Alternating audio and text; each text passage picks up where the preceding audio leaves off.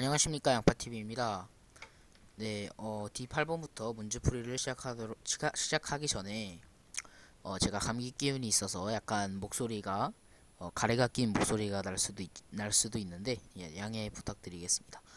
어, 그리고 이제 방학 기간입니다. 이제 겨울 방학 기간인데 다들 감기 조심하시고, 겨울 방학 기간에 제가 원래 특강을 진행하려고 했었는데, 그 특강 내용도 딱히 없고, 그건 둘째 친다 하더라도 어 그 원래 계획했던 진도보다 지금 문제풀이 속도가 너무 늦은 것 같아서, 네, 문제풀이를 방학 때 하도록 하겠습니다.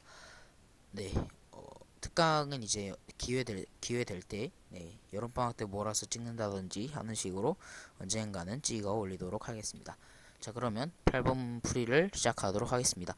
어, 일단은 자료 파악부터 해봅시다. 여기 Z 또는 Z별이라고 나와 있는데 Z가 뭘까요? 라고 문제를 한번 보면, 어, 그냥 핵전화가 Z고요. 유효핵전화가 Z별이네요.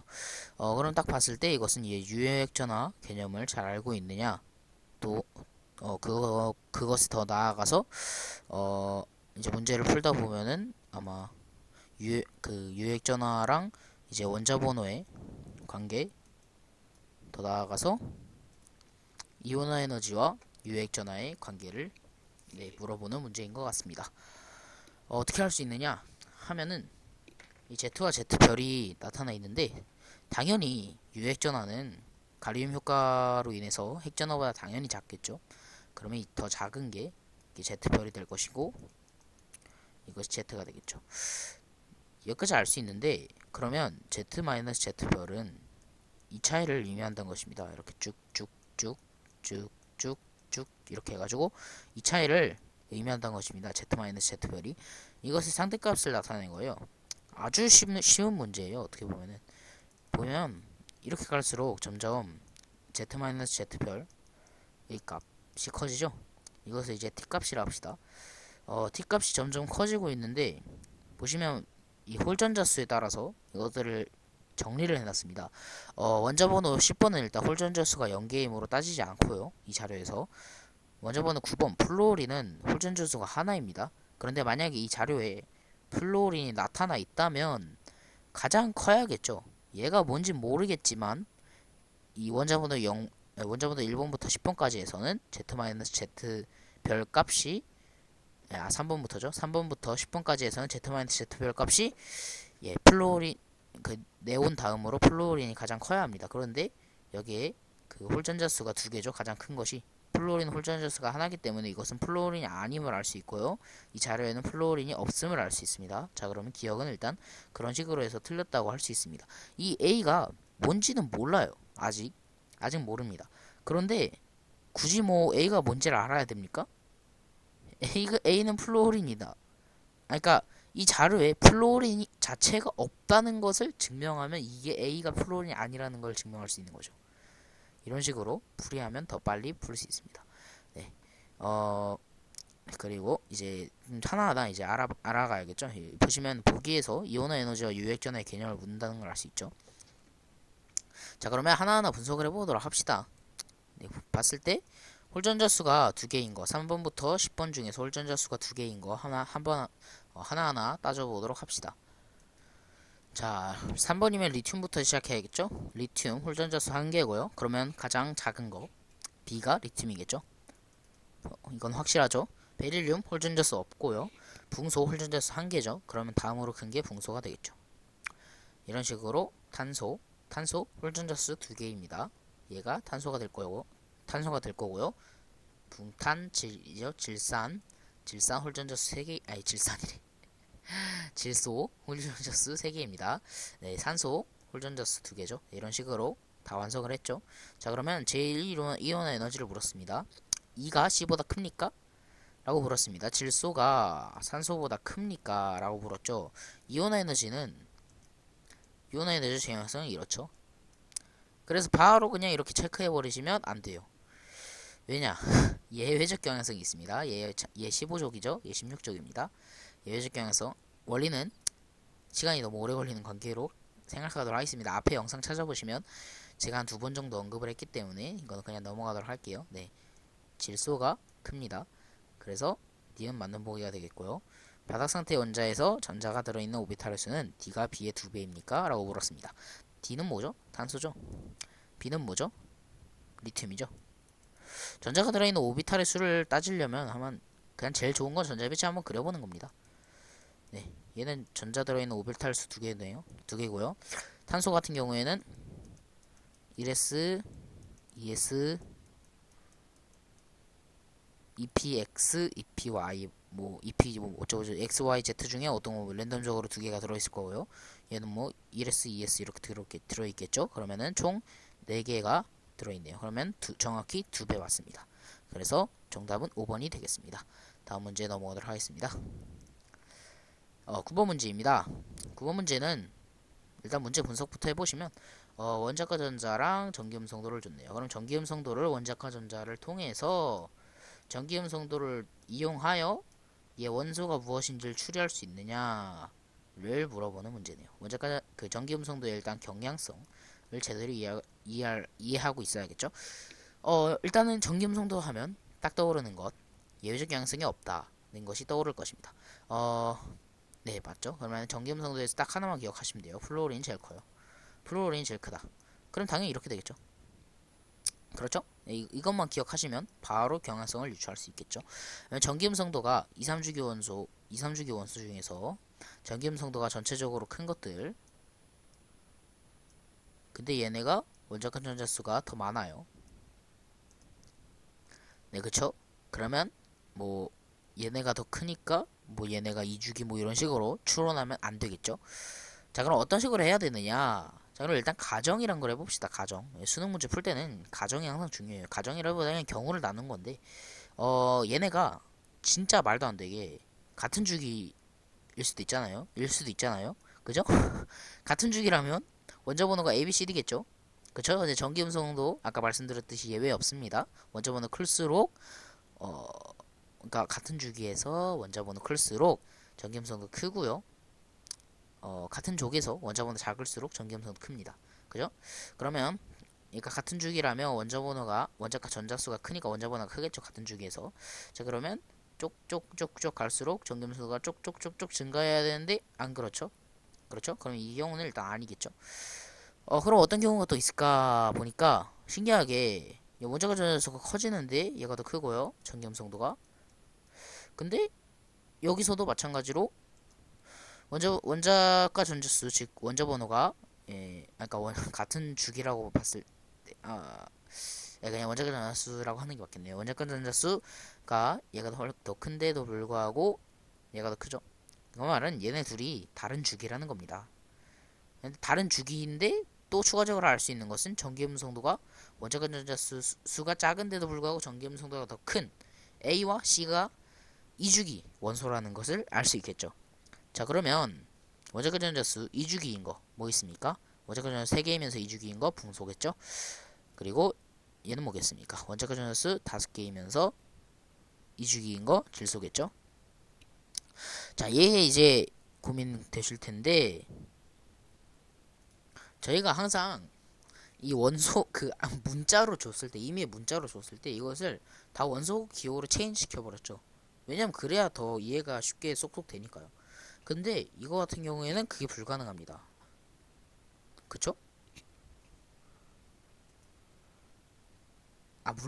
물론 20분까지 싹 다 외우는 게 기본이긴 하지만 보통 2주기까지 알고 있는 경우가 또 대부분이죠. 그러니까 2주기까지는 딱 이렇게 원자 번호 주고 원자과 전자수 주고 뭐 주기 주면은 다 이렇게 싹싹싹 머릿속에서 탁탁탁 필터링이 돼가지고 뭐 10초 안에 딱딱딱딱 할 수 있는데 3주기부터는 약간 그걸 해봐야 되죠. 또 수헬리베 붕탄질산 플레 남아 알규인항 염화 뭐 이런 식으로 다 돌려봐야 아하 얘 B가 규소고 얘가 황이구나 라는 걸 알 수 있는데 솔직히 그 시간 없습니다.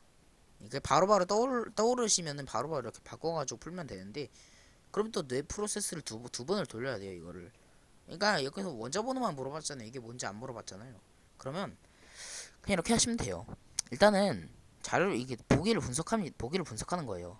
얘 봤을 때 B랑 D가 일단 3주기 원소잖아요. 그럼 3주기가 2주기보다 당연히 원자번호가 클 거 아니에요. 그죠?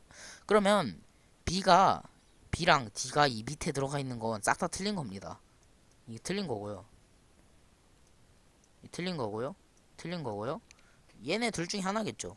얘네 둘 중에 하나인데 지금 같은 주기인데 일단 D가 최강이고 근데 C가 2주기인데 얘보다 큰 5번은 틀링이 되겠죠. 그래서 4번이 되는 겁니다. 이런 식으로 풀이하시면 돼요. 굳이 뭐 이거를 산소가 칠소보다 원자보다 크고 B가 D보다 그 작고 이러면서 하실 필요 없고 물론 원자가 전자수 보면은 딱딱딱 나오지만 그보다 이게 더 빠를 거예요 아마. 예, 한 번에 보기 이렇게 세 개가 없어지니까 이런 경우가 대부분이거든요. 예, 이런 식으로 풀이하시는 게 빠를 겁니다. 그래서 별 두 개죠. 이런 식으로 다 풀이하시면 빠르게 풀 수 있다는 점 기억해 주시면 감사하겠습니다. 다음 문제 넘어가도록 하겠습니다. 10번 문제입니다. 이주기원소의 이온화 에너지 바닥 상태의 원자의 전자가 들어있는 오비탈 수를 나타내는 것이래요. 전자가 들어있는 오비탈 수랑 이온화 에너지의 관계를 분석하는 게 이제 핵심이겠네요. 여기서 중요한 정보는 얘네가 싹 다 2주기로 같은 주기 원소라는 걸 알 수 있겠죠. 그러면 전자가 들어있는 오비탈 수가 많으면 많을수록 원자번호가 크겠죠. 그죠? 그러면 1차 이온화 에너지가 어떻겠습니까? 크겠죠. 단 예외적 경향성이 있습니다. 15족과 16족, 2족과 13족 이렇게 있죠. 그러면 한번 하나하나 해보도록 합시다. 일단은 2주기 1족 리튬이겠죠. 뭐 리튬이 있을 것이고 리튬은 이제 두 개가 들어있고요. 이온화 에너지가 일단 제1 이온화 에너지니까 가장 작겠죠. 얘가 그러면 리튬이 되겠죠. 어찌됐든 뭐 그 다음에 베릴륨 여기 붕소 이거는 이거는 전자가 들어있는 오비탈 수로 그러니까 잔류를 정리해놨기 때문에 예외적 경향성이 뭐 그렇게까지 중요하게 다뤄지진 않는 거를 보실 수 있네요. 근데 뭐 여기서는 중요하겠네요. 여기 보시면 전자가 들어있는 오비탈 수, 예, 5개인 거 뭐 있죠? 일단 5개를 진입하기 위해서는 하나하나 돌려봅시다. 세 개죠? 수헬리베, 붕탄, 질산, 풀, 낸데 일단 여기 네온이겠죠, 뭐. 그죠? 예, 여기 플로린일 것이고요. 근데 산소랑 질소 중에 질소가 더 크죠. D가 질소고요. E가 산소겠죠. 보시면 그냥 분석하시면 돼요. A가 B보다 크냐? 맞죠? 원자번호. 전기음성도는 E가 D보다 크냐? E가 뭔데? 산소죠. D가 뭔데? 질소죠. 그죠? 그러면 당연히 크겠죠. 제1이온화 에너지 분의 제2이온화 에너지는 B가 가장 크다. 맞죠? 이 봤을 때 얘가 한번 똑 떼면 헬륨이 되죠. 헬륨 이온화 에너지 대딱 크죠. 대딱 커요. 예, 최강입니다 거의. 이렇게 되니까 최강이죠 거의. 예. 그러면 헬륨 리튬 뗐다가 얘 진짜 약해요. 얘는 진짜 그냥 톡 건들면 톡 떨어집니다. 근데 얘는 푸악 건드려야 틱 하고 떨어져요. 차이가 좀 심합니다. 그러면 얘가 당연히 분모에 들어가고 얘가 분자에 들어가니까 당연히 B가 가장 크겠죠. 그래서 답이 5번이 되는 것입니다. 다음 문제 넘어가도록 하겠습니다. 빠르게 풀이하도록 하죠. 2, 3주기 원자 AC에 관한 자료를 줬고요. S오비탈의 전자수와 P오비탈의 전자수가 똑같대요. C가. 일단 중요한 건 양성자수의 B가 4대 1이라는 겁니다. 이게 왜 중요하냐? 2, 3주기 원자잖아요. 2, 3주기 원자. 근데 일단은 이 조건까지 보면 같은 족에 속하는 원자가 두 개래요. 일단 같은 족에 속하는 원자가 두 개인데 그게 뭐 AB든 AC든 BC든 뭐 모르잖아요 아직. 그러니까 일단 첫 번째 조건부터 한번 봅시다. 그러면 양성자수의 A가 B보다 4배가 크대요. 4배 양성자수가 4배가 크대요. 양성자수는 곧 뭡니까? 원자번호죠. 근데 2주기 3번부터 시작해서 3주기 끝 뭐죠? 18번이겠죠.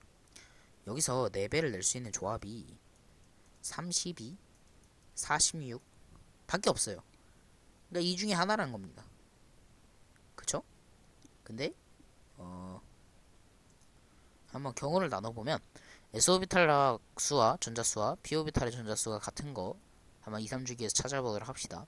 리튬 절대 안 되고요. 그죠? 베릴륨 한번 그려볼까요? 베릴륨 되네요. 베릴륨 안 되죠. 1s 2s니까 안 되고요. 그 다음에 수헬립의 붕소 안 되죠. 붕소 안 되고요. 탄소 안 되죠. 질소 안 되고요. 산소 되네요. 산소. 그러면 산소 일단 후보 산소 있고요.